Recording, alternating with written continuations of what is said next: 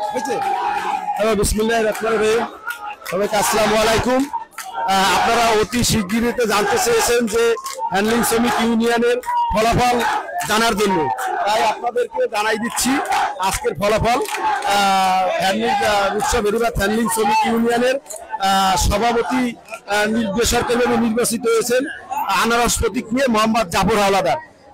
Secretary নির্বাচিত হয়েছেন মোহাম্মদ বাবু কাজী dot কলম প্রতীক নিয়ে, এবং সাংগঠনিক সম্পাদক নির্বাচিত হয়েছেন মোহাম্মদ জসিম হাওলাদার, ওই সাজু জসিম হাওলাদার। তারপরে হ্যালো, আপনার জয়েন্ট সেক্রেটারি হয়েছে মোহাম্মদ ত্রিপন ফুটবল প্রতীক।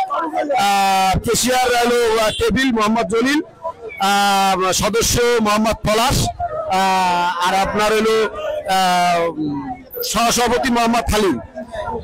এই আপনাদের আজকে বিস্তারিত সভাপতির দিকে, আপনারা এই যে সভাপতি যে হয়েছে তার দিকে একটু ভিডিও তোমরা নাও। সভাপতি, আপনারা সভাপতিকে দেখছেন, সভাপতি। হ্যাঁ, ঠিক আছে, আজকে ফলাফল আপনাদের জানাই দেওয়া হলো। ওকে, ধন্যবাদ।